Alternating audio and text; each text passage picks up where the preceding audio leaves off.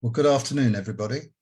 Thank you for joining us for today's webinar this afternoon about managing the psychological impact of encountering relapse or future potential for relapse and managing the psychological impact of that spectre potentially in your future. I'm Nick. I am actually also a patient. I'm a CLL patient, and I work in patient advocacy for leukemia care. As a healthcare liaison officer. Many of you have seen me before on many webinars. Today's webinar is being streamed live on Facebook and will be recorded at the end. So any slides or information you can revisit at a later date. As I alluded to earlier, you won't be able to talk or be seen during the webinar, but please post questions at any point. Either myself or a colleague will pick those up to raise questions during the question and answer session. And likewise, so that's in Zoom. And if you're on Facebook, please just pop any questions you have in comments, and a colleague will forward these to. I would like to introduce you, if possible, to our panel. Are you with us, panelists?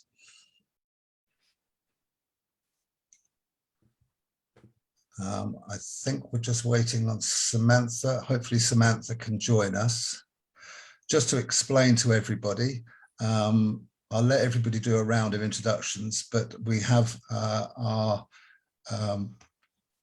psychotherapist counsellor in Anne with us to give us the clinical experience and perspectives and share good practice and knowledge with us. And we're joined by Julie, Chris, Sam and myself to be able to provide patient perspectives for different types of leukemia pathways and how the relapse, psychological impact of relapse and potential fear, for want of a better word, of future relapse can impact differently on each of us as different types of patients.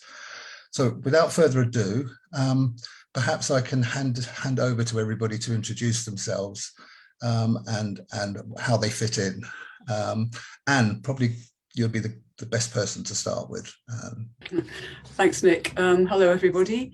My name's Anne Crook. I am a counsellor and psychotherapist. I work at the Christie Hospital in Manchester, which is a specialist cancer centre. So I support people with all cancer diagnoses. I've been doing that for 12 years, but prior to coming to the Christie, I worked for 10 years as a counsellor in hemato-oncology at King's College Hospital in London. So, so I cut my counselling teeth, if you like, supporting people affected by blood cancers and going through treatment.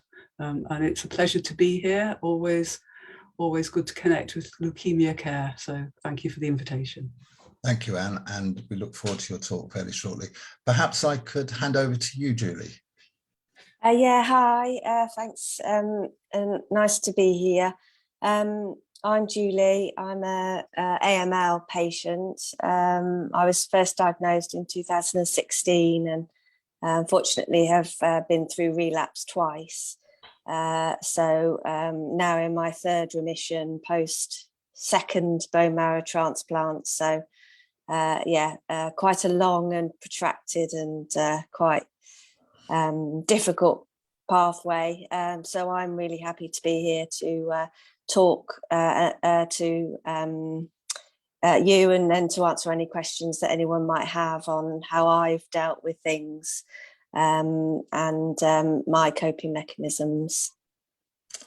Thank you, Julie, and I'm sure you've got a lot to share. Looking forward to the chat afterwards. Samantha, how about yourself? Hello. I was diagnosed with AML in, well, it will be my diagnosis birthday tomorrow.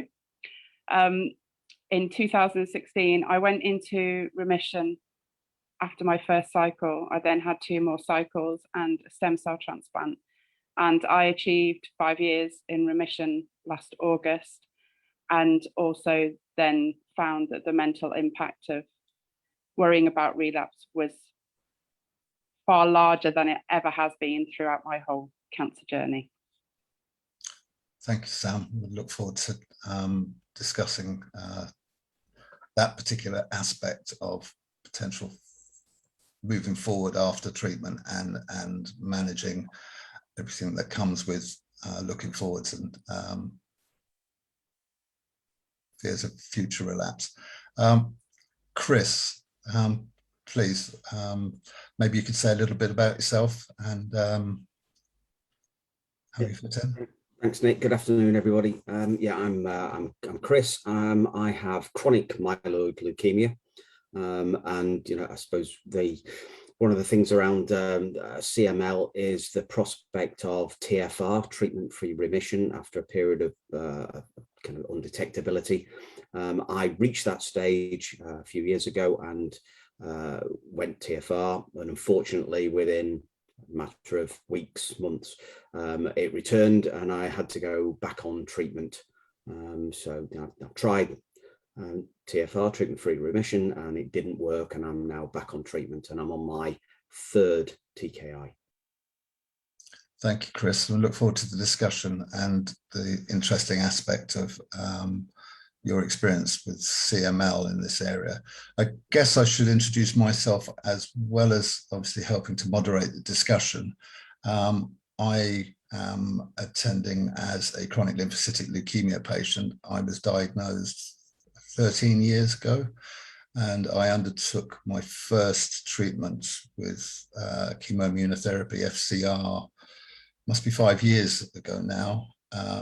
I didn't fare too well on that treatment, and I then relapsed. I guess I'd never reached an in-depth remission, which many of us don't with this condition. So I expected to have treatment sooner rather than later, and I then got to the stage with bone marrow failure where I had to have treatment 2 years after, and I'm now on a continuous therapy in treatment. So that's us as a panel. Wow, I'm really looking forward to our chat together. And I guess really it's over to you, Anne, if we can maybe kick you off and you can give us a steer.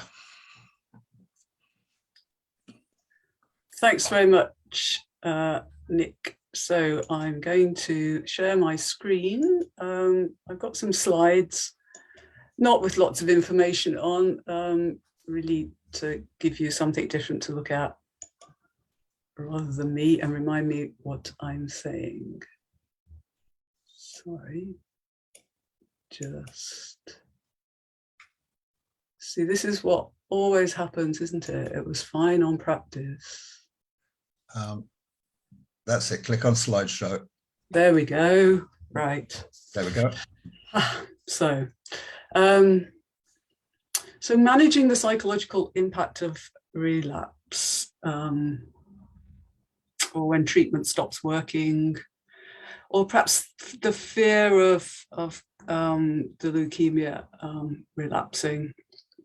I'm going to, I think, attempt to give something of a general overview, if you like, really taking some of my observations over the years and some of the things that I would be holding in mind if I'm trying to support somebody.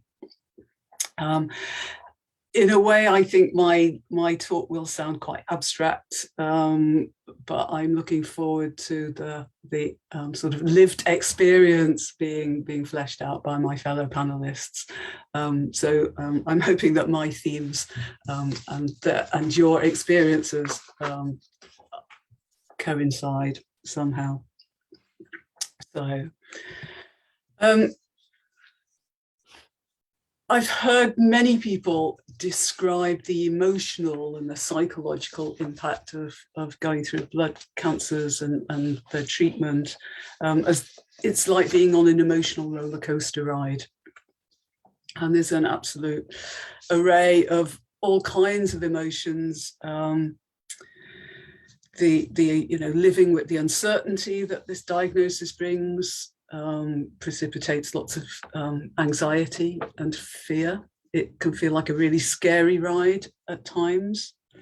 There might be anger that this has randomly happened, and we know that leukemias are random events that happen with the chromosomes and the impact that that then has, life-changing impact.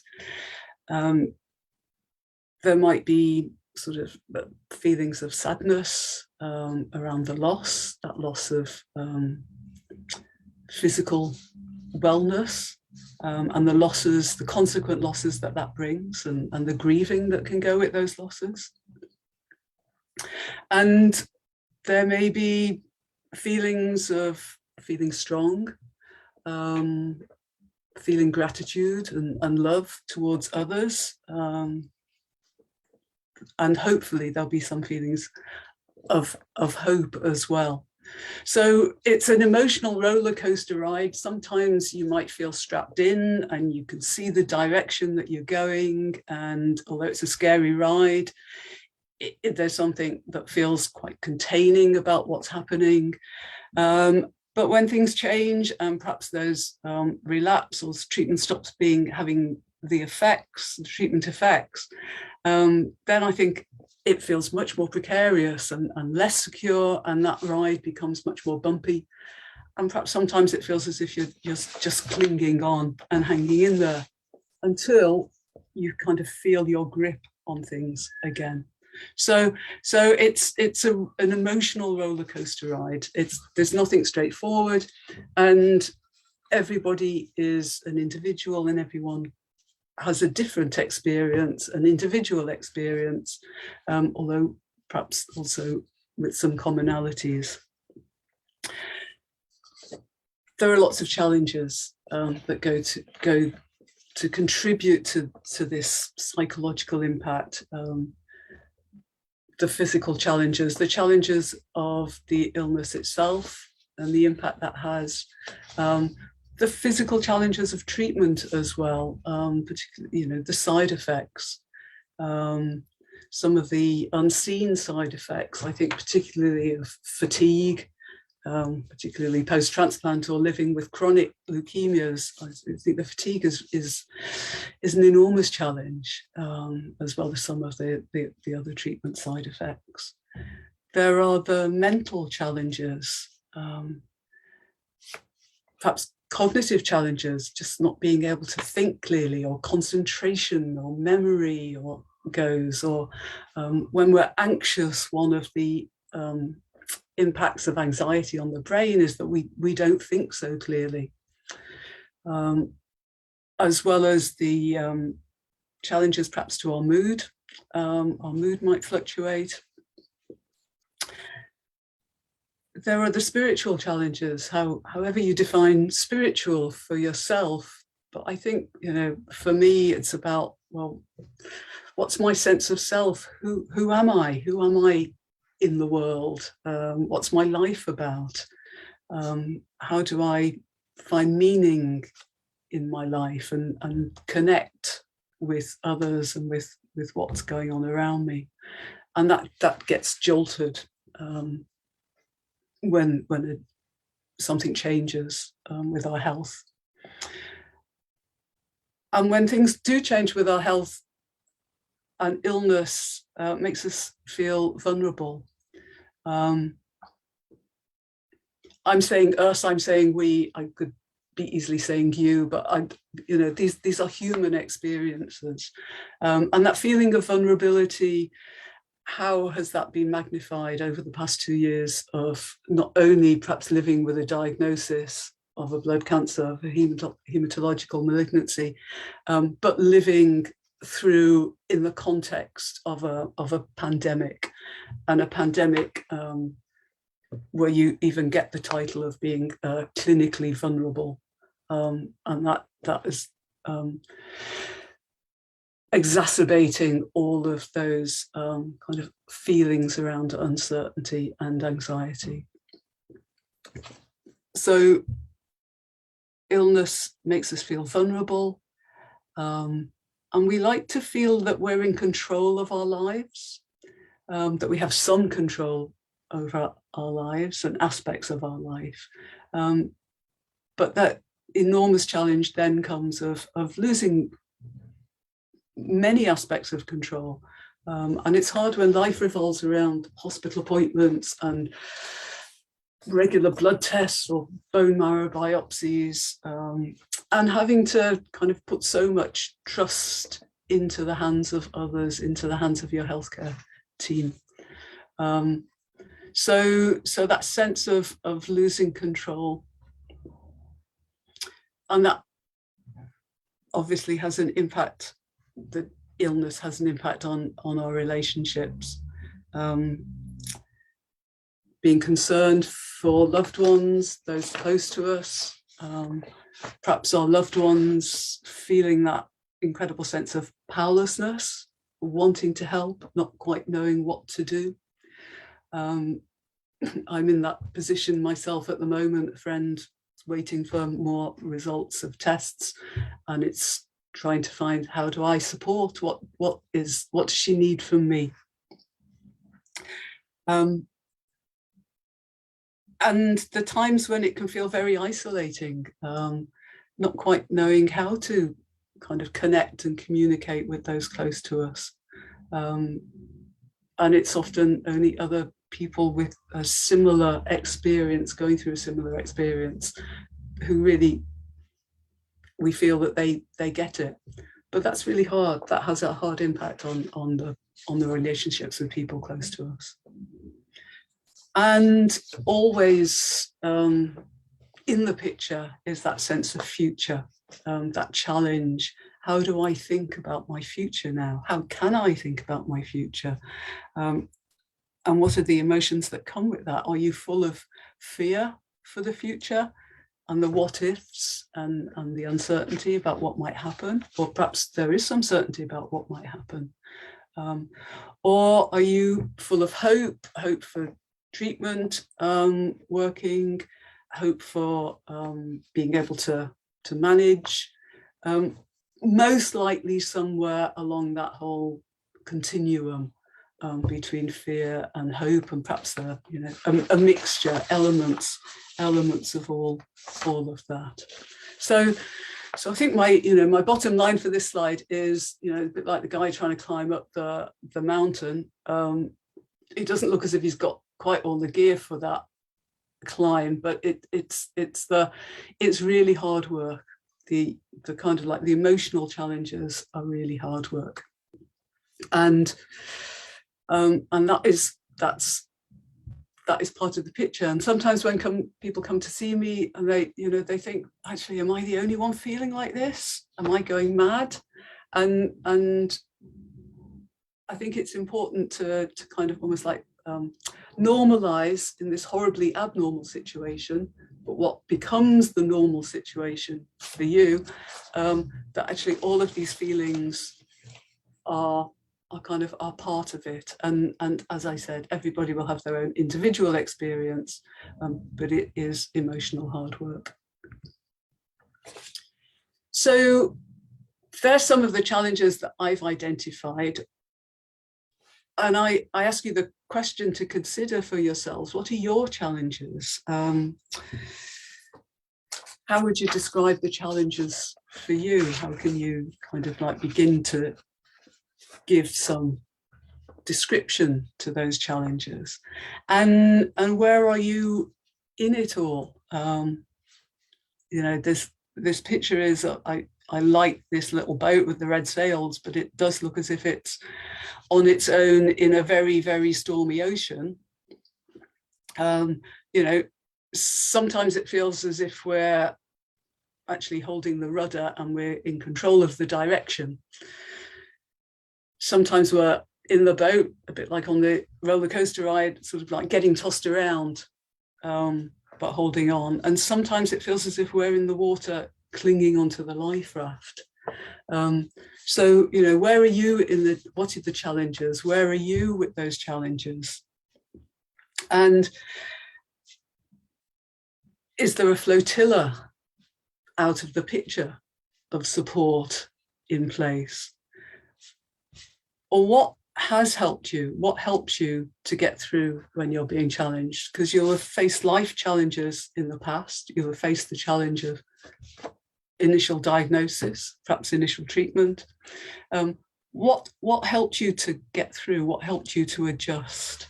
What have you already learned? What do you already know about, your life raft, your personal life raft? What helps you get through? I'm sure for most of you, if not all of you, one of the key supports is the support that you get from your relationships with others. And the research tells us that people affected by cancer who have good social support, good social network, who are able to connect, perhaps with family or friends, however you define your family, feel supported and do better going through the experience of illness than compared to people who perhaps feel more isolated. And again, we've learned over the last 2 years, when we haven't been able to connect, perhaps in the ways that we previously had taken for granted, what it's just the impact that has. So it's really key, I think, to kind of work on that support network.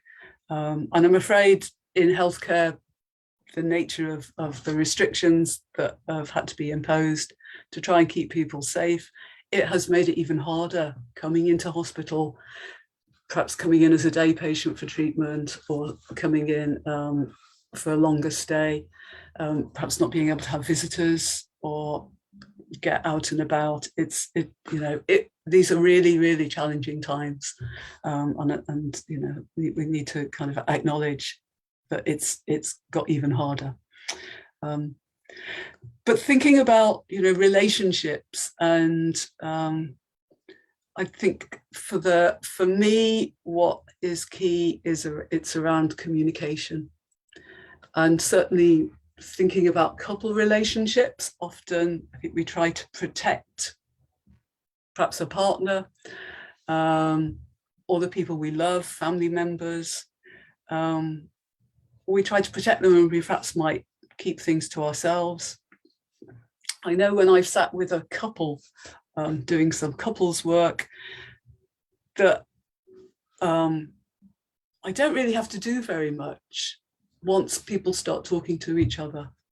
That is really powerful. And I think if there's one piece of advice that I give, it's about trying to open up channels of communication, whether that be with partners, family members, friends, children, parents, trying to work a way through that sense of holding back.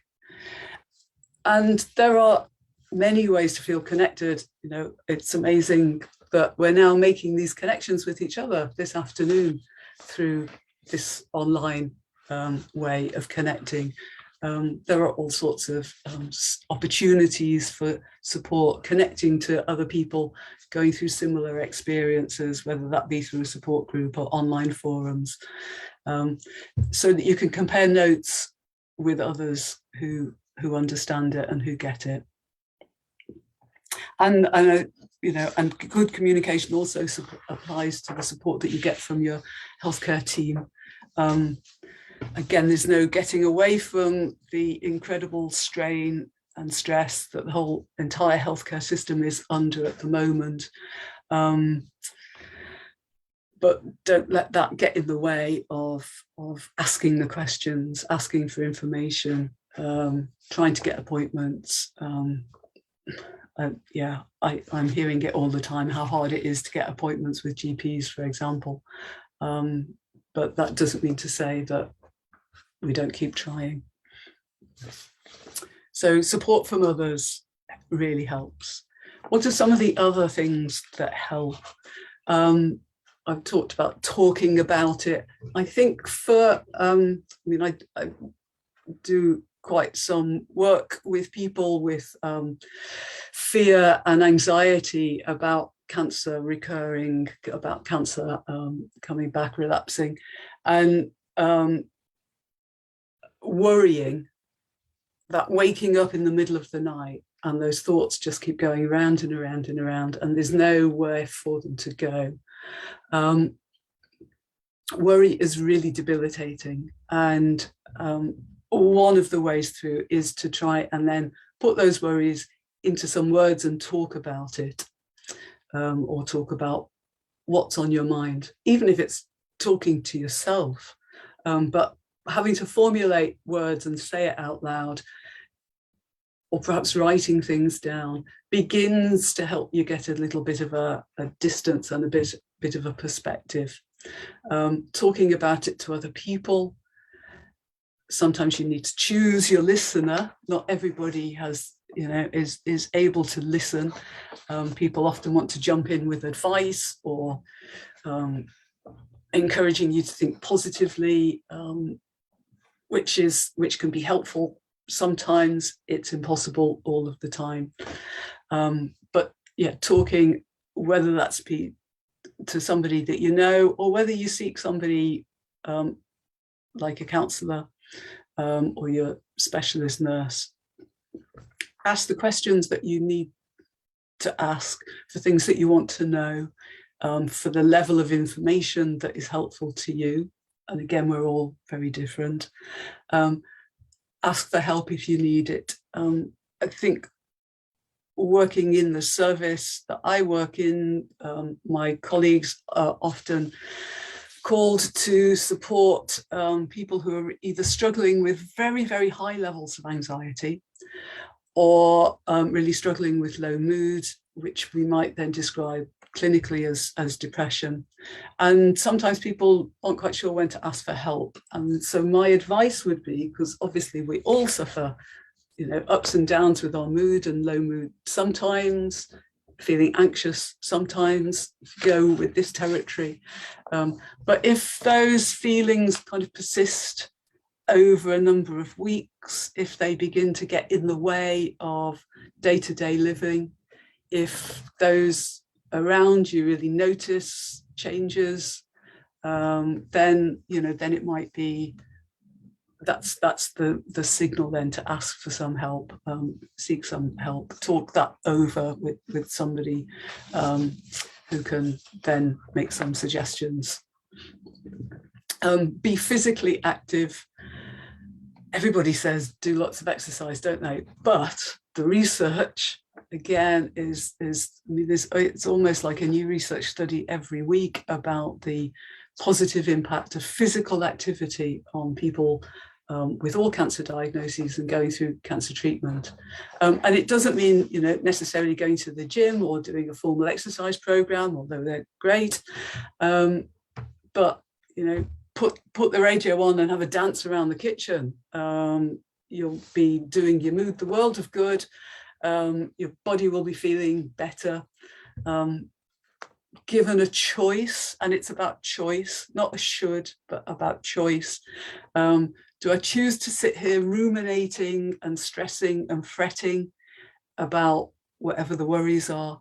Or do I want to get up and go for a walk out in the fresh air, even if it's to the end of the road, or out in the garden if you've got a garden? Or it's about getting up or moving, doing some housework, whatever floats your boat. But that physical movement, again, is giving especially if you're feeling anxious, is having an impact on your brain. All sorts of things are happening with that fight-flight response in your body if you're actually getting up and using the adrenaline in the way that it's designed to be used. So physical activity. Setting some small goals for yourself or realistic goals for yourself, but having some plans, having a sense of purpose, perhaps giving some structure to your day. I think that, that loss of control, it's about how can I make something feel a bit more predictable? How can I build the predictability back into my day or my week, or perhaps a period of time stretching further into the distance? But it's about making plans for yourself. There might be bigger plans. used to do some group work with people living with advanced cancer, and the people in the group who always seem to be kind of managing better. If managing feels like, you know, an expectation or a pressure, then let's not use that word, but were the people who would always have holiday plans. And I always used to think, gosh, it's like so many holidays, but it was actually making those plans for themselves was part of their way to get through the reality of living with the disease. Again, you know, in the current context, that's more difficult. I certainly don't recommend going through Manchester Airport anytime soon. But there is something about having a plan, even if it's, right, this weekend I'm going to go and see some so-and-so or whatever. But it's having that sense of future, but also then that helps us to live in the present. I said, you know, kick out the shoulds, be kind to yourself, don't make it a should, give yourself choice. I think when the shoulds get into the picture, and we, you know, we can find lots of shoulds in the world of cancer care, but it's about, can you kind of switch that around to, well, actually, I'm choosing to go out for a walk now, not because I should, but because I know I'll feel better, and it's a choice I'm making.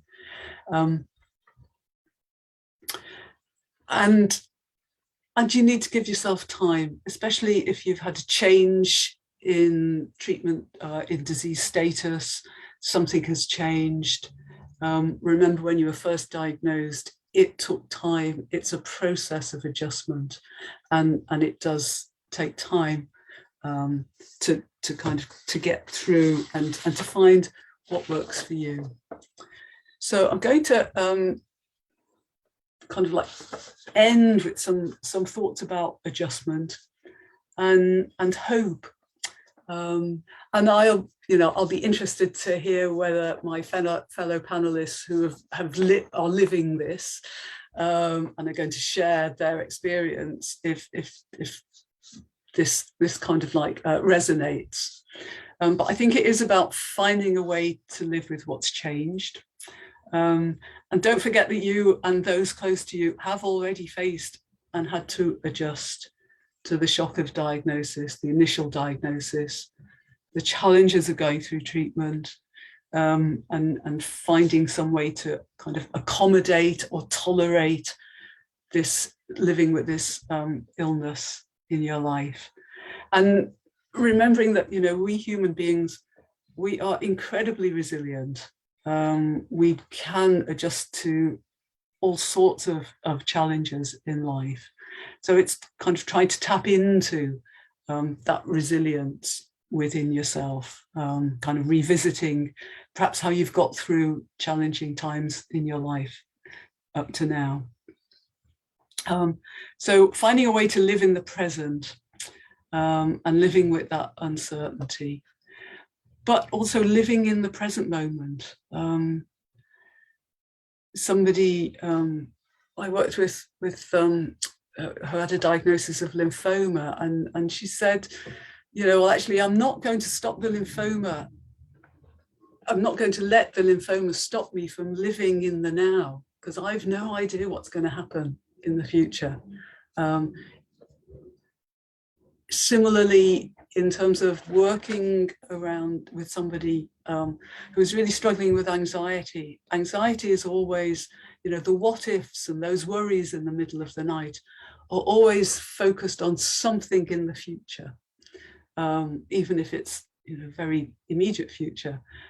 And then that gets in the way of actually experiencing the present moment. You know, and many people find mindfulness approaches quite helpful in terms of managing anxiety. But mindfulness is simply being aware of the present moment. It's about identifying what matters to you. And illness changes perhaps what's possible, but illness doesn't change what you value. So you know, if you value, like someone worked in healthcare and was then diagnosed with leukemia and could no longer continue working in healthcare, and her big value was looking after others who needed help.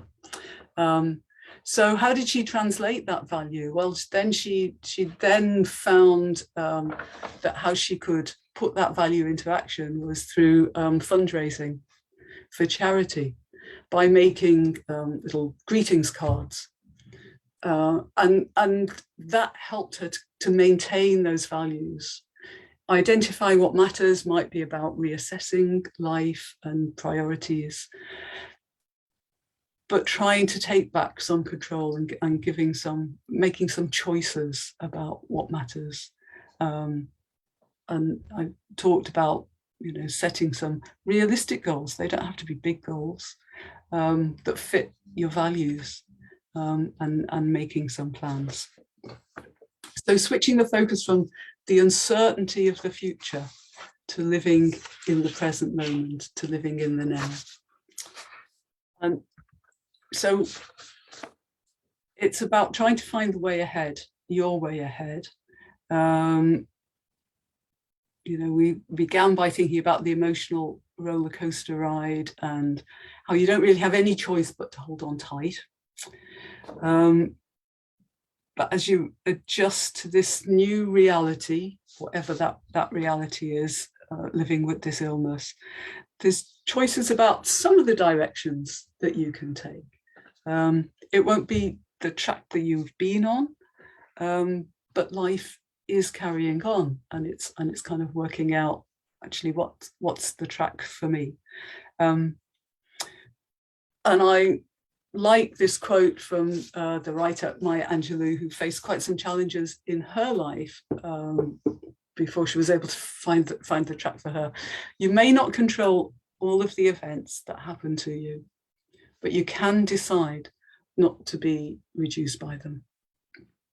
So thank you, and I shall hand over now to those who really know what they're talking about. Thank you, Anne. A great amount to digest. Actually, until you lay everything out, you don't really realize how complex a topic this is.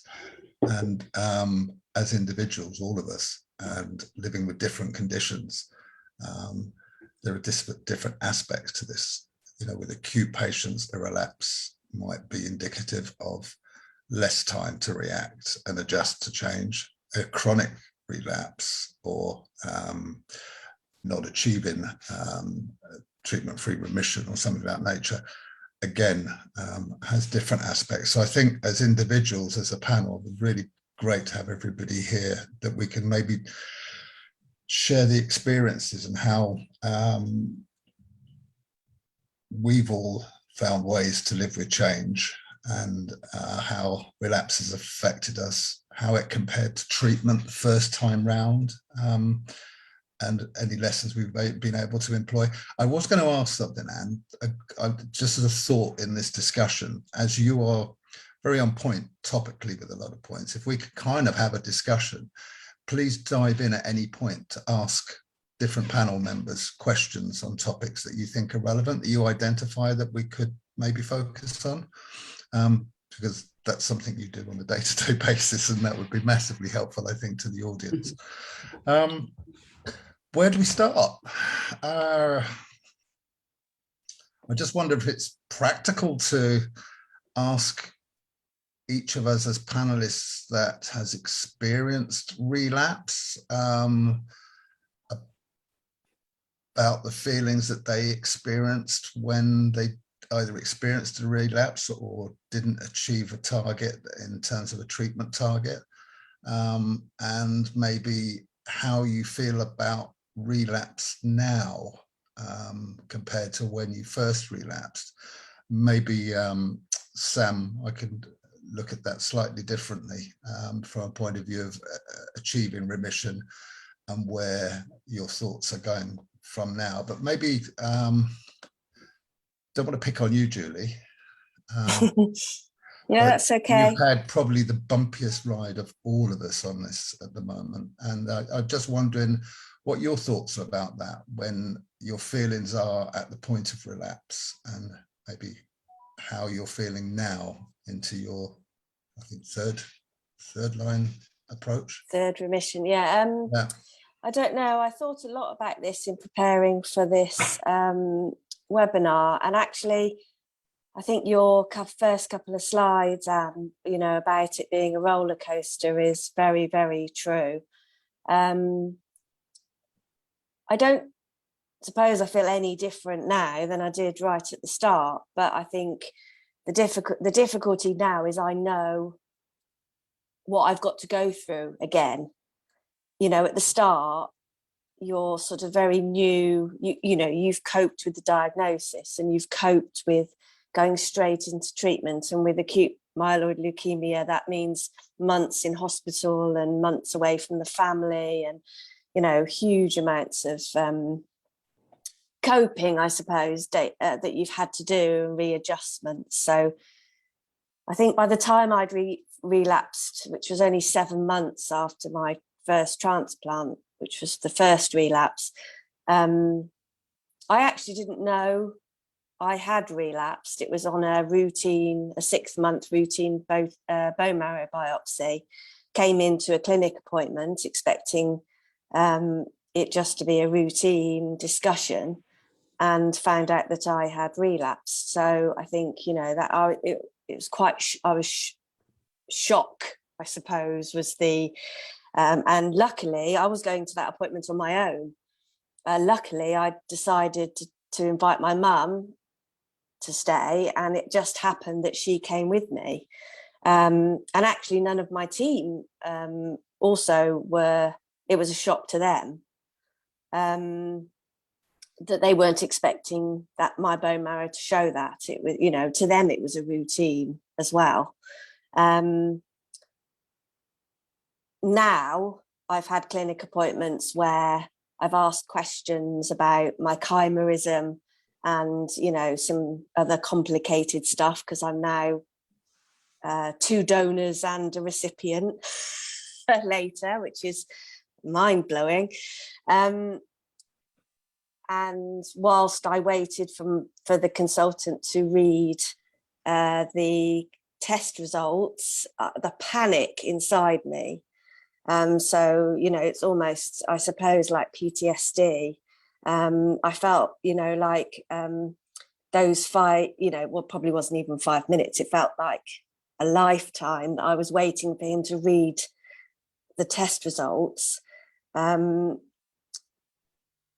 You know, the emotions were absolutely overwhelming, and, you know, and I couldn't sort of necessarily control them.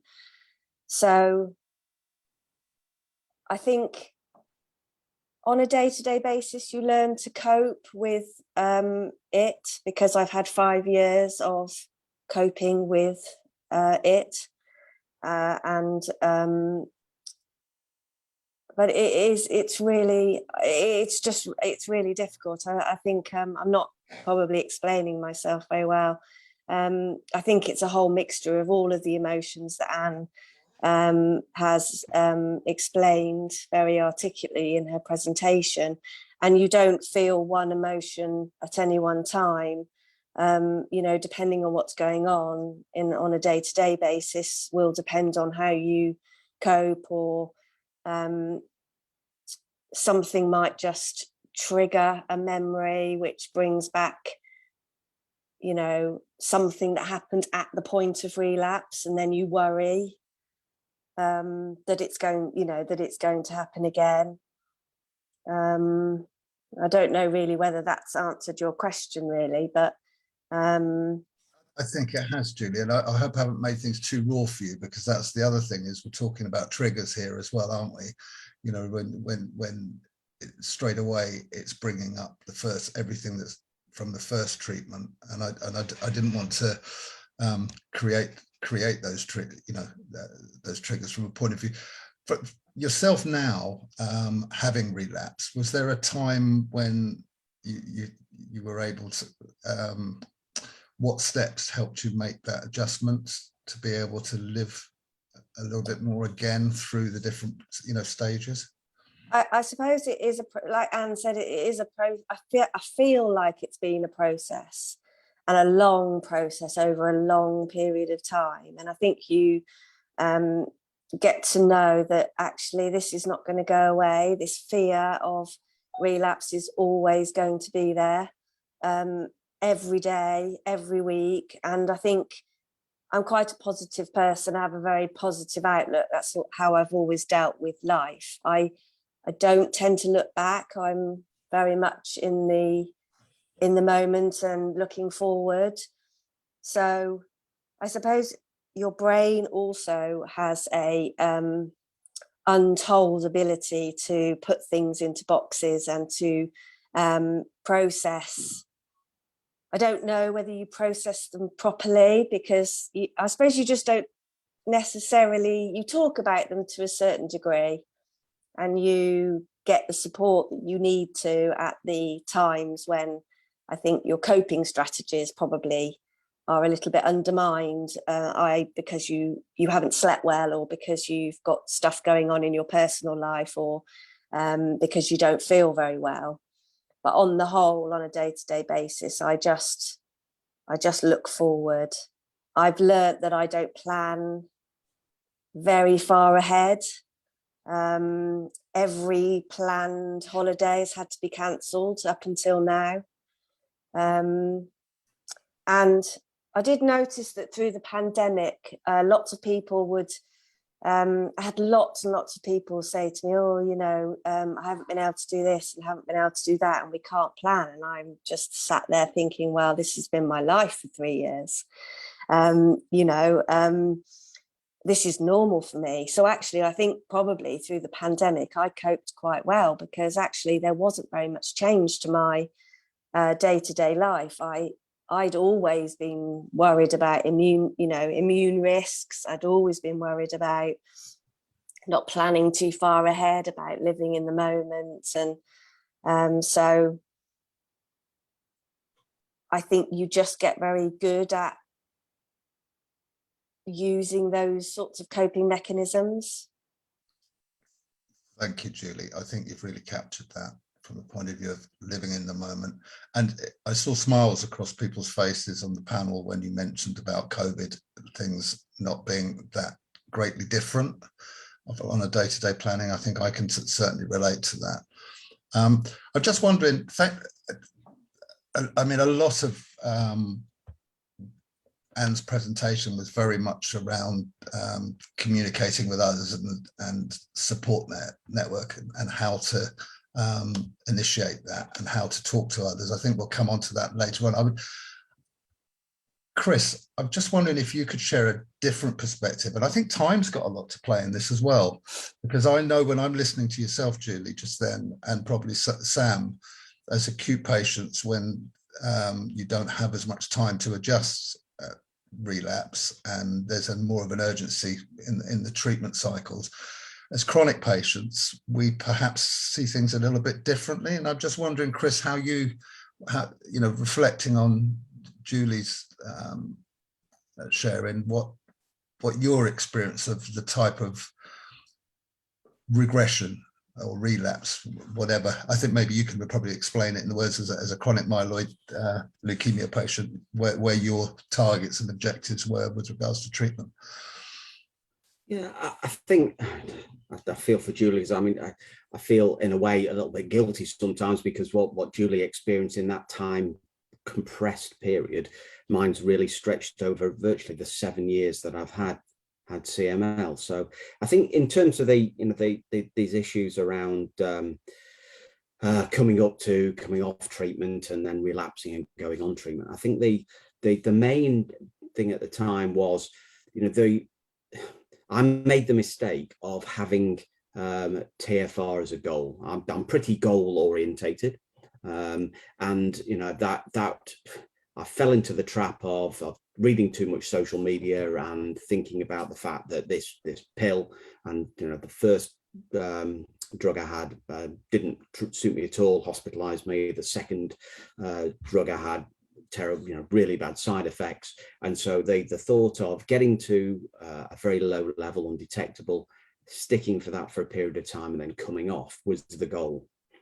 And so TFR, could you explain TFR? So, treatment-free remission, essentially, the idea from a lot of the research is that if you are virtually undetectable for a period of up to 2 years, I think 2 or 3 years after treatment and diagnosis, then there is a high proportion, and it varies between sort of 30 and 50% of people who can come off treatment and the leukemia stays at a very, very low level and stays there. So essentially it's keeping itself under control.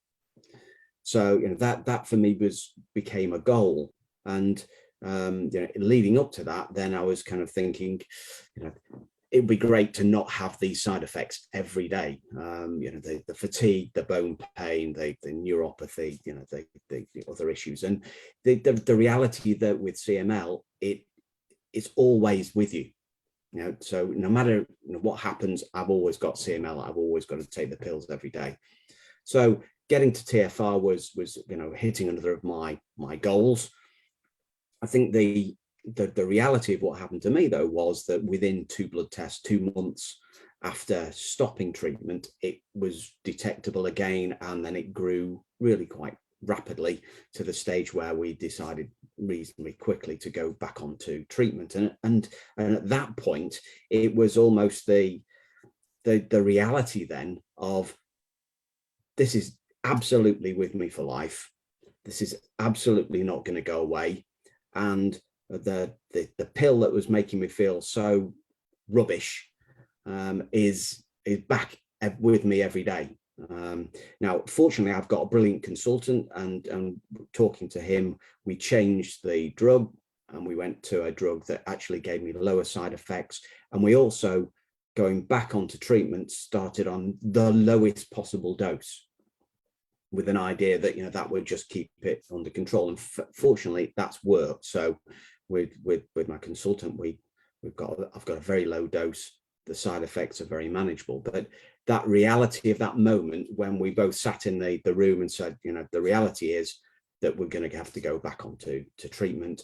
And that treatment is, for me, is there for life. So every day is that pill. And I think in the way that I coped, rightly or wrongly, was just, I think that afternoon, my wife and I, we went for a walk. It was a nice day. I live near a canal. So we walked down the canal, sun was shining, and I just kind of tried to reprogram my kind of brain and my doom at that point to say, what's 1 pill a day?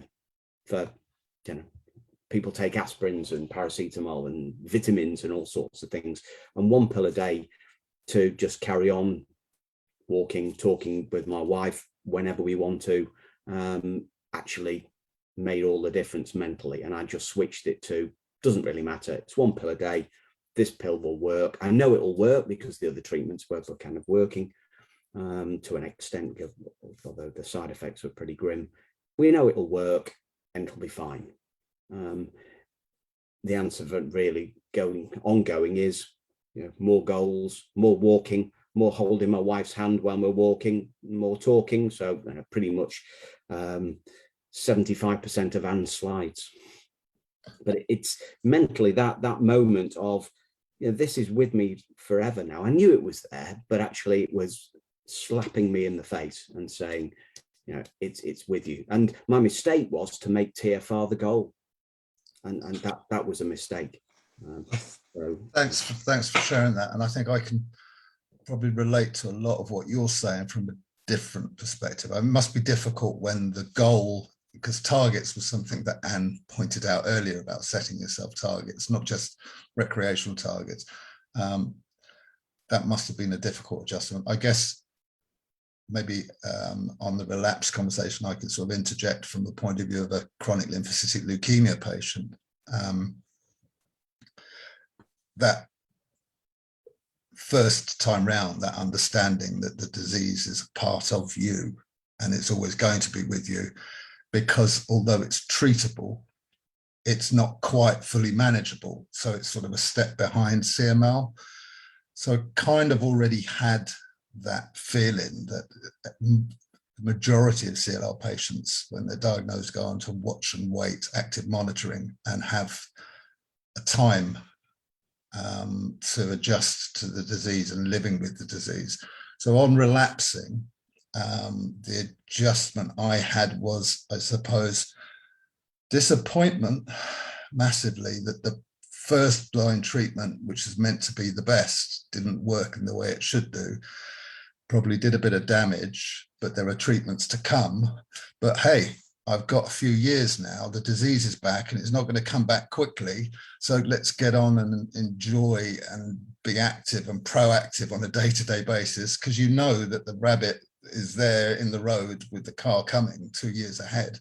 So maybe a slightly different perspective that I just incorporated the disease into me. It's a part of me, and there are stages along that pathway, and there are many other treatments. But that said, I found it incredibly disappointing. And I guess knowing that the treatment had almost failed, my treatment failed in effect, but it made me very poorly. I used the actual recovery period from that first treatment to get me to the stage where I was fit, well, which is a lot of what Anne talked about, the exercise. I actually was going through a relationship separation and had to sell the house. I had to do the house up in the middle of chemoimmunotherapy. That was great because that helped mend me from the treatment that I'd failed and got me to the stage to be able to live with relapse. And I guess from a CLL perspective, similar perhaps to with chronic myeloid, the disease is always with you. It's held at bay. And, you know, from that point of view, it's a series of stepping stones. And I guess one step at a time was the way that I managed to walk out of that. And I do look forward, but maybe not as far forward as I did before, but certainly not as far forward, certainly further forward than Julie does on a day-to-day basis. But I find it restrictive still. I find it restrictive, but hey, I'm now on a a pill a day every morning, and it comes with the box of frogs that yours does. And I feel normal apart from that. And I've made that adjustment. And again, it's that one of long may that pill now last. So I guess I have that spectre of fear of relapse now, that when there's an inevitability within CLL, that after a while, treatments are effective, but you know, given time, that they are likely to become ineffective for one route or another. And the further down your journey you are, the less options you have. So I guess I'm probably in a similar place to you now, Chris, in that respect, that the pills can stop working, and then we have to look at different solutions. Sam, I don't want to leave you out here. You've got a different perspective, haven't you? Would you be okay sharing where you are at the moment? Yeah, sure. Yeah, that's fine.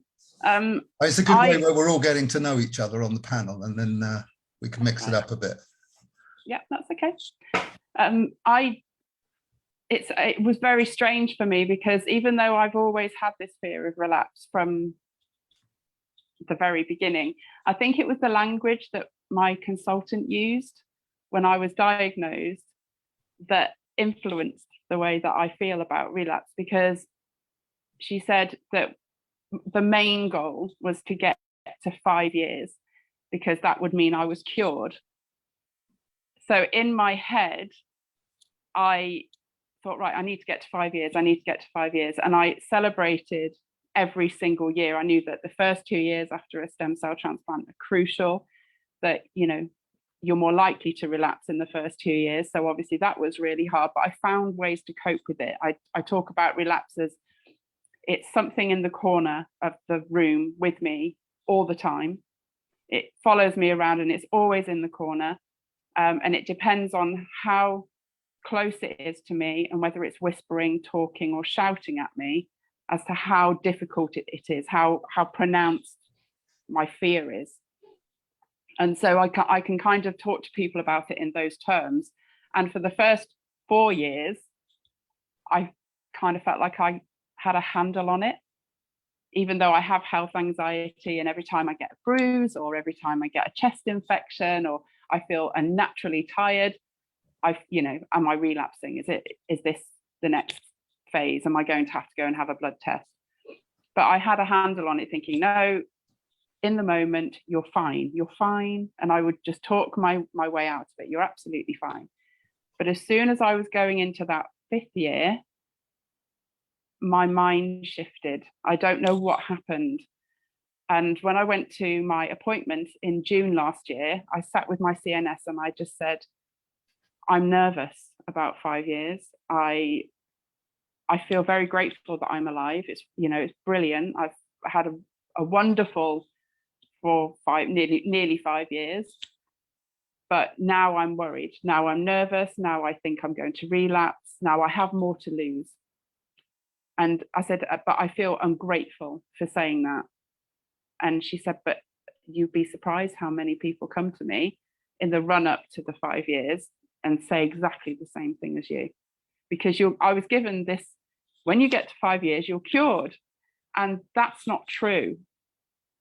Because if you then go back to them and say, well, does that mean then I won't relapse after 5 years? They can say, well, it's just more unlikely. Well, then I'm not cured, because I wouldn't relapse if I was cured. So in my head, I was thinking, right, okay, I need to do something to try and change my mindset, celebrate the moment, make it a happy thing. But everything that I did, that I put in place to celebrate, didn't happen. So again, my mind was going, well, you're not supposed to celebrate 5 years, you're going to relapse. And that's why these things aren't happening. And it was just this little voice in my head that I couldn't control, I couldn't rationalize it. And I got to my actual diagnosis day. Leukaemia Care asked me to do a takeover on their Instagram, and I did it, and I don't know how I did it. I was ill that day. I was so ill that day. I woke up and I could barely function, but I did that takeover on that day. And I think it was because I was determined. I was absolutely determined. I was going to do something to celebrate my 5 years. If I can get past today, I've done it. I've done it. But it was just horrific. And it was from that moment, I just went into a pit of despair from that moment. And it happened for about a good 3 months. I was completely not myself. I was crying all the time. I don't cry. I'm not that kind of person. I just don't do it. Even when I was diagnosed, I barely shed a tear. But I was crying all the time. Everything was a big deal. I couldn't cope with people. I was locking myself in my flat. I wouldn't leave my flat for days. I wasn't eating properly. I couldn't sleep properly. And then when I was seeing people, I was forcing myself to be normal, which then had an impact when I was on my own. It was just horrific. And I think it was because I felt like I got to a point where I was back to normal again. My hair's grown back. I have grandchildren now. I feel like I've got more to lose, because if I went backwards, I'd be in an isolation room and I wouldn't be able to see my grandchildren. And I think it was all these things that were just piling on top of me. And it wasn't until a couple of months, I suppose about Christmas time, that I started to rationalize it and go, it's okay. It's okay that you felt like that. Don't be so hard on yourself. Actually, everything that you said, Anne, resonated. When you use the word should, I kept saying to myself, you should be in a better place now. You are 5 years. You should be in a better place. You are cured. You are fine, even though I have a lot of late effects that I wrestle with every day. It was this should. You should be at this stage now. You should be doing this. You should be back at work. But every time I've tried to make a plan to go back to work, it's been blown out of the water. COVID blew my plans out of the water, massively blew them out of the water. So I'm now adjusting to new normals all the time. And Julie will know that we are constantly adjusting to new normals. And Chris knows this, and Nick knows this. Constantly adjusting to new normals, because our circumstances are constantly changing. There are constant challenges. So I think for me now I feel like I'm on the other side of it. It's what will be, will be. Live in the moment now. Enjoy what you've got now. yes, it can happen, and I know that it can happen, but not to let that consume me and take over my whole life, which it did do for a good 6 months. It took over my whole life. But I refuse to let it do that now. I'm not going to let it do that now. If it happens, it happens. I know the signs. I have a team on hand. So if I notice any changes and things that I'm not happy with, I can just ring them up and say, I need a blood test for my own peace of mind. Would that be okay? And I know that they will say yes. But the fear was awful. It was really awful. And I listened to your story, Julie, and I listened to you, Chris, and I listened to Nick, and I just think, oh my God, you really shouldn't complain. But even if you're on the other side, the fear is still there. And I don't know how long it will be there for, but it's still there. It sounds as if you've got a handle on things in a way that you're able to go forward now. It's interesting you mentioned COVID, and you've also sort of thrown a few things up. I don't know about Chris, but I heard Julie say in your description that you are always thoughtful of relapse. Did I get that right, Julie, that it's always with you, the thoughts of relapse and the fear of relapse? I have to confess, big roughy tufty bloke like myself, I have chronic lymphocytic leukemia, and it's great. Yeah, I do forget sometimes I've got it because I'm up to my elbows in the garden or I'm doing some mad thing in the hills. But it's constantly there. It's constantly there, and we're learning how to deal with it and evolve with it each time. And somebody's asked the question also about, has anybody got any reflection about the impact of COVID on top of all of this? So we kind of, Sam, you've already touched on that. Chris, I didn't want to. What are your thoughts about your tablets as well at the moment? They've worked for some time, and you've had those that don't work. Do you reflect on? I think with CML, the good thing is there are 4, 5, and the dose can be increased. So mentally, I've kind of told myself that this low dose is great, and we keep doing the blood tests every 3 months, and if it comes back, we'll increase the dose. And so I mentally got myself to a stage where I know I'll be all right. But it hangs behind you all the time. Mm-hmm. So you've confirmed that all of us always think at bizarre points at any moment of the day. Sometimes we don't know when they're coming. That thought of relapse.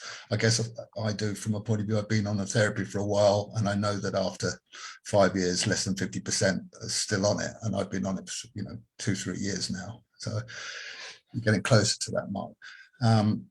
Julie, it's interesting that COVID had some impact on the fact that you weren't able to plan ahead and you'd never planned ahead. But are there triggers? That's what I wanted. And also, Anna, if I could as well, is with us all chatting, have we thrown up any areas that you would like to sort of maybe ask some questions about or add some clarity on? Julie, I was just going to ask, and some, are there recognised triggers that can maybe accentuate these fears, or are there ways of avoiding those triggers? I think it's just there every single day. I think for me, when I relapsed the first time, I had a donor lymphocyte infusion from I went back through chemotherapy and then had to have DLI, which gave me graft versus host disease. So that started off a whole heap of other issues.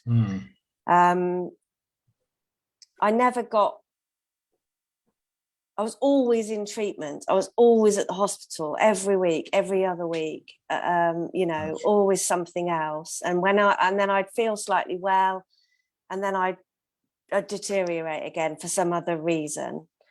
So I suppose really through the last 5 years, although I didn't really expect to relapse last year, there's always been things to worry about, and my health has always triggered a concern. And because both relapses came without sort of major triggers, to be honest. The first relapse, as I say, was after, on a routine biopsy.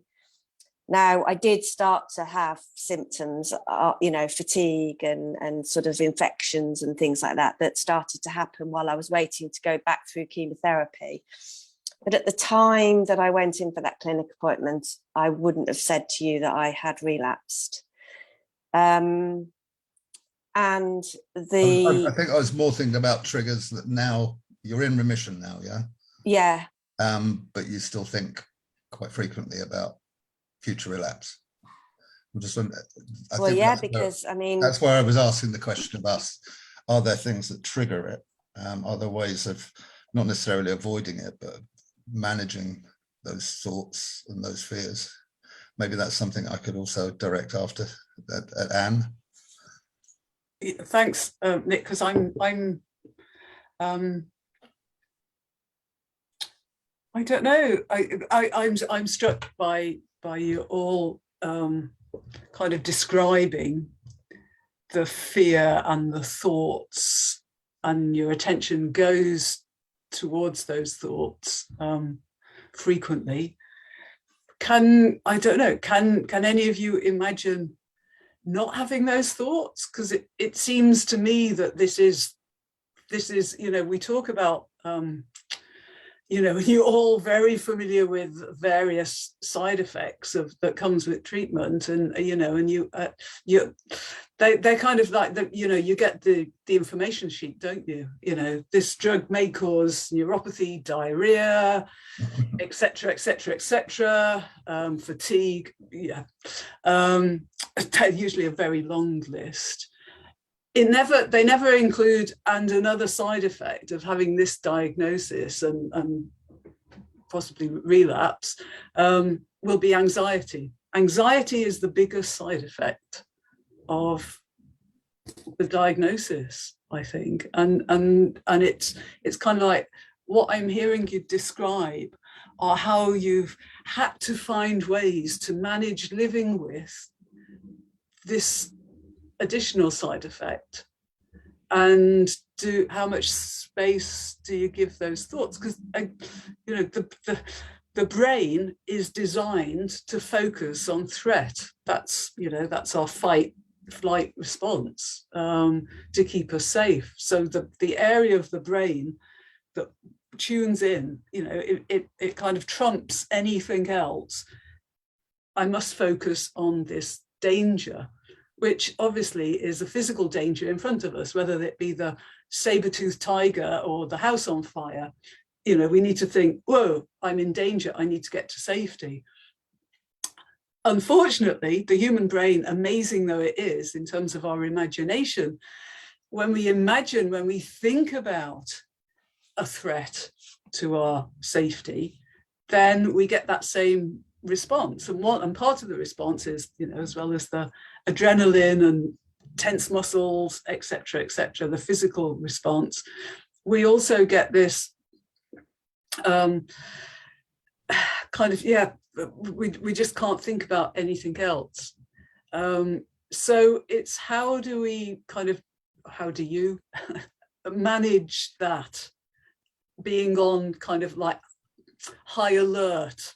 Are you at the highest kind of level of sensitivity? Where the car alarm goes off when a cat goes past it, or the wind gets up, or can you bring that level of sensitivity down? And how do you locate, if you like, how do you find a way to somehow locate, literally, Sam, you did it, it's in the corner of the room, it's always there, but you've found a way to actually, you can be there, but I'm not giving you any attention now because I've got something else to be getting on with.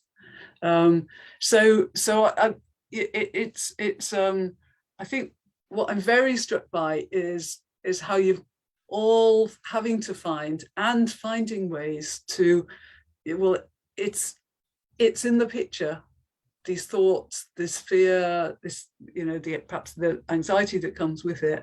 But that isn't the only picture.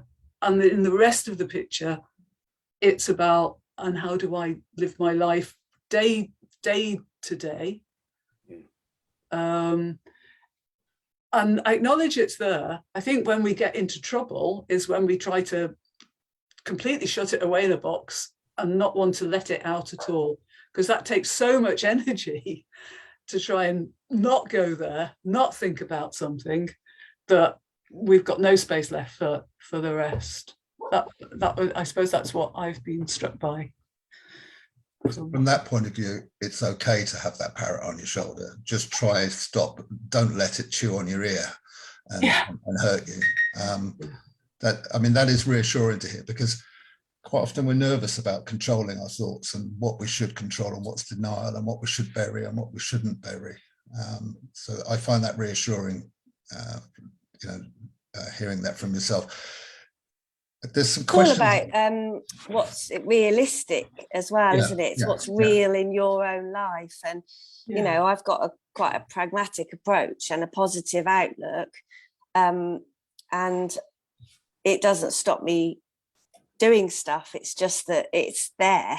And I know that the risk for me is considerably higher than, I suppose those that have gone a little longer, because I relapsed at 7 months and then I relapsed at 4 years.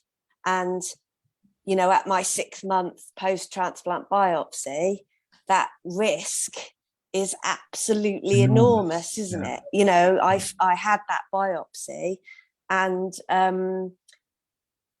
I had to somehow deal with that risk emotionally and physically, whilst sort of not allowing it to overwhelm me. So I don't think it can be there, but you can also choose to live and deal with everyday life as well. I think it's it's not something that needs to be all consuming. It's a choice.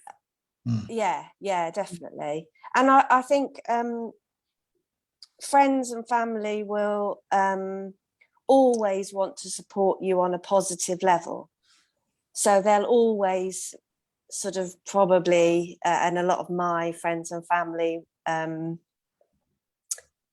will say, oh yeah, but you're fine, and and you're doing this and you're doing that, and there's this and there's and I suppose on a quiet level I then think, but it's very difficult until you're in that situation and have been through the journeys that we've been through, to understand really, I think, how you compartmentalize those bits of your life to allow yourself to live and to enjoy the time, because in reality I don't know how long I've got.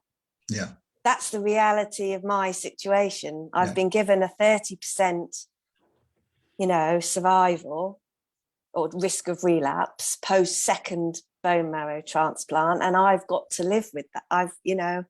And I've not got to allow it to affect me. And I've realized that a lot of people realize through the pandemic, the small things in life are the important things. Friends, family, walking in the sunshine, listening to the birds, just all of that stuff that I think probably Anne, you sort of alluded to in your sort of coping strategies, isn't it? It's about sort of, finding what matters to you and sort of what makes you tick. And, as Chris says, it's walking with your wife and holding hands and communicating it. You and Sam, your family, it's kind of bringing it back to what you value. And I think, Anne, you said that at the end, didn't you, of your presentation? It's about values. I was a nurse. I've lost my job. I've lost a lot of things, my physical health, my, and it's adapting to all that loss, but making a positive. And it's been time, I think, that's allowed me to do that. Yeah, we know that things can change on a hairpin. I think we live more fiercely. Yeah, but it is quite hard. It really is quite hard. It's quite hard when we listen as different types of patients to the different levels of crisis in each of us, and how massively that can impact. I live with a life-limiting condition with lots of therapeutic options and issues, but they seem somewhat small, as what Chris was saying earlier, compared to the extremities that you're facing right. Those emotions can be at the moment now. Well, I don't know whether I agree, because we're all living with life-limiting health issues. Sam and I haven't been through. I've had more treatment maybe than Sam, because of all the relapse, and I've had to go back through treatment, and I've had quite significant chemotherapy. But all of us, you and Chris included, will be living with the side effects of that treatment for a long time. And I suppose have come to terms with the fact that my life expectancy is not going to be particularly long. But I suppose also I don't really know that for sure at this present moment in time. So I think we're all kind of in the same situation, I think, just on various different levels. That's how we compartmentalize that. And how we portion that up into bite-sized chunks so that we live for the day and we live for the moment. And I was highlighting because there are triggers. I get triggers. Suddenly a node will appear and it's like, right, okay, this could be coming up now for the next option. When it can become a little bit overpowering if you're on your own. But the support network, talking with others, that seemed to be a lot of the theme, Anne, that you were giving within your talk, and that's where COVID has been a bit of a challenge for all of us at the moment. And I'm just wondering if we could maybe just impart towards the end of this is what can help others that want to support us, and are there barriers, are there challenges in talking to others about your condition? I must admit now, I've got so blasé after 13 years. I just tell everybody that with COVID, you've got to tell everybody, I'm sorry, I'm immune compromised. I've got leukemia. I never used to do that before COVID. I'm hoping that the COVID thing will peter off, but we've got a couple of questions. One person's asked a question about working in relapse with CLL. All I could say to that person is that I did. I actually carried on work through FCR when I was neutropenic, and it's a little bit like living in COVID.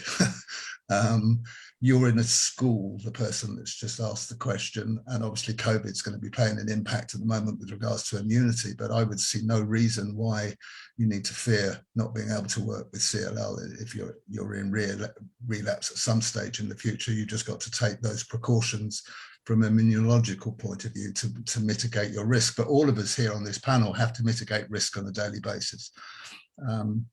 I just wanted to answer that question, but there's another question just about, as a carer, how can I help?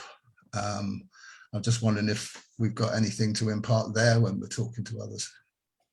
I think if I just on that one, I think one of the things that that was one of my kind of triggers to kind of do a bit more mindfulness was, with the CML, it's the 3-month blood test, and I don't know what the answer is going to be in the blood test, and it could be no change, everything's fine, or it could be it's coming back, therefore do something. And my wife could definitely see a change in my behaviours in the run-up to having to go into that blood test. Now I hate needles, and she knows I hate needles, and part of it's not, you know, that bit, but also that then hangs over you. So I think the important thing is having a really good conversation with those around you about the things that are going on, and recognizing and asking them for feedback in terms of behavior as well. Thank you, Chris. I'm mindful of time. I don't know where does this time go? We've got so many questions and we haven't got, I'm just wondering if maybe a good round would be if everybody wanted to impart something to everybody that's on the call. If we did a round robin of last statements, meaningful messages that you might want to give to help others. Perhaps I could start with you, Anne. Meaningful message. You can do this. I see in the chat. Yes, there are even more challenges now with COVID, etc. But I think you know, it's always a privilege hearing you talk about your experiences. You are the experts, and you're all, you know, the panel, my fellow panelists, you all come across, you're all very different individuals, not only different, you know, context in terms of illness, but different personalities. You've got your own different ways, but you're all doing it. And I think that's, you know, that you can do it. And that's what I say to people who often will say, you know, I don't know if I could do this again if I did relapse. And it's kind of like, well, you have to take it step by step and break it down into small chunks, and that's all you can do. And I think there is something about engaging with the smaller picture of living in the now, and rather than feeling overwhelmed by the bigger picture. There we go, in a nutshell, off the top of my head, without a lot of thought, Nick. Oh, that was brilliant, man. But you've stolen some of the words I was probably doing. I'm going to have to think of my meaningful statement. Julie, you've been incredibly helpful, and you shared so much. We really value. What might you have as a message? I think probably you've done it once. I've done it twice, so we can do it again. Control what you can control, and leave what you can't control to somebody else. That's an excellent way to look at it. Sam, I'm going to just want to say, we're not going to say immediate goodbyes at the end of our little parting messages, because I have got some slides that have been put together for me to share, because one of the things that's been emphasized here is support of others, and resources are important to help us do this. So I'd like to just be able to share those at the end. But Sam, would you have something you'd like to impart, considering your change in your journey over the last 3 months? Yeah, sure. Share how you feel, first and foremost, because it took a really long time for me to talk about how I was feeling, because I felt guilty for feeling that way. But be rational. Try and be rational. What is happening right now? Is it really happening right now? It's probably not. It's just your mind is telling you that it is, and that's not what's really happening. So try and be rational about it. Chris, what would you like to add? I had 3, and Julie and Samantha had the first 2. So you've got the biggest challenge. I think, you know, one of the things I decided that I would start to go out and walk. And, you know, in the very early days of starting to do that, it was a major challenge to do a mile and back. And, you know, every day we just did the same, and then we slowly increased the amount of walking that we did, and we tried doing it, you know, even when it was raining, just to be out. And now we could easily walk 6 or 7 miles. And so just starting and not giving up. And I think that's probably what all of us have had to do anyway, but just carrying on, because being out and about, just even through all the COVID stuff, just being out and about walking has just made so much difference. I couldn't agree more. I couldn't agree more. And I enjoyed my step out challenge for Leukaemia Care last month. That actually did shake off a lot of these negative feelings that winter had brought. I've got some slides coming out. I suppose one of the things I would just impart on mine was take things one step at a time and test yourself, push your boundaries. As I was saying earlier, and I think Anne said, compartmentalize things. And I guess I always try to achieve a task every day, something positive, that I've done something. And that I find really wholesome. And doing that every day, one step at a time, you move mountains. So that going for a walk, it becomes a long walk, and it's a long walk over time. And before you know it, you're living again. And I'd like to just impart to everybody, let's really hope that this winter of discontent that seems to have been, passes, and spring that brings some lovely summer and sunshine, and it just sort of helps lift everybody. I've got some slides to share for everybody. So we pointed out that support and information are really, I've lost my slides. There we go. I think everybody can see that. So Leukaemia Care, we have a lot of resource to help connect patients with patients, family with patients, and information resources. So webinars we're watching, I haven't got a slide up for the next webinar, but we'll get that information to you. There's some information coming up about the newsletters. So information booklets. We've got some new booklets on relapse in ALL, AML, CML, and CLL, and lots of other topics.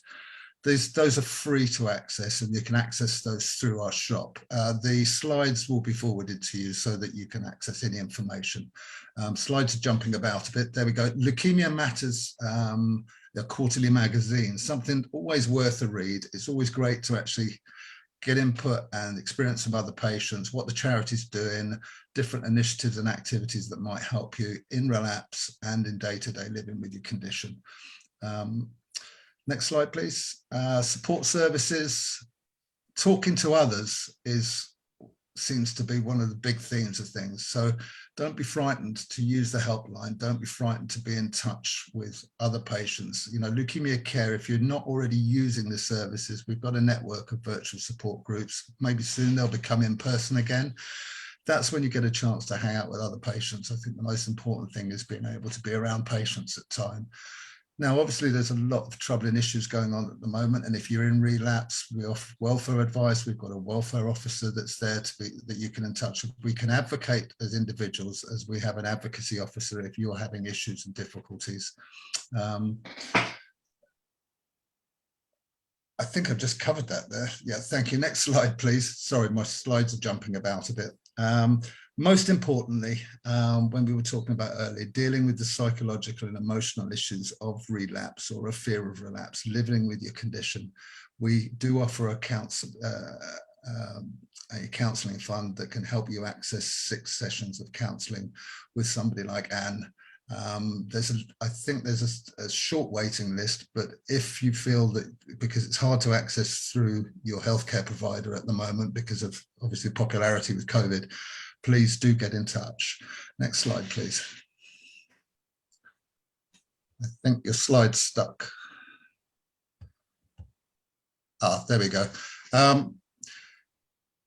Next national meetings, as well as having local and topical meetings as a network around the country, we're also now holding national meetings on different topics.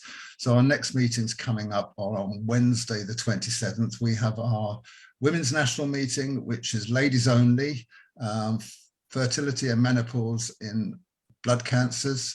That's at 2 p.m, I believe, yeah, on Wednesday. And men's, I think we're having a discussion, a topic about staying active, which is quite topical what we were talking about, and healthy in this new landscape, how to move forward and build confidence. Again, that's gentlemen only. So it's a chance for us to be blokey all together and relate. So yeah, please do join us for that meeting if you're up for it. Next slide, please.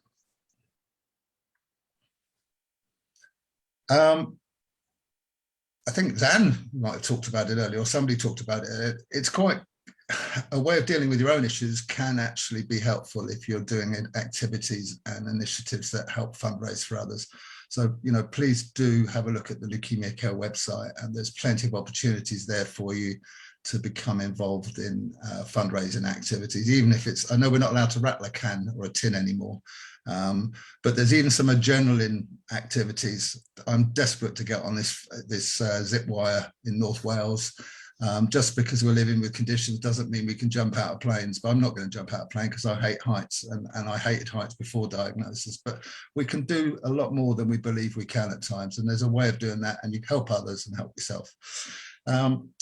We're active on, next slide please, we're active on social media. I know looking Anne's quite often out there on social media. I know Sam, you're always out there on social media. Chris, and Julie, I don't think I encountered you out there, but there's a lot of communication and information available on our social media channels. But most important, talk to people. If you need to talk to anybody, don't be frightened to use the helpline. It's staffed by clinical nurse specialists and the care team on a week, every day of the week. I'm not sure of the hours at the moment, but please do reach out. And alternatively, if there's anything you want, just email support@leukemiacare.org.uk. I'd just like to take this opportunity to thank everybody in the audience for taking the time to join us and sharing your questions, and most importantly to our wonderful panel. You've been terrific. Thank you for sharing so much, and I've learned so much today, and Anne, really look forward to hopefully future webinars, all of us together again, where we can maybe tackle different topics. But listen, wishing everyone well, and a really good spring and a summer. And let's hope we can maybe just take the beak of our parrots every now and then, so that we can sort of concentrate on doing those things that matter. And let's hope that COVID gives us that chance, so that we can feel a bit more confident out there, and we get a chance to be with the loved ones and those that care for us. So listen, thank you, and have a lovely evening. Thank you, everybody. Yeah, goodbye. Thank you. Thank you.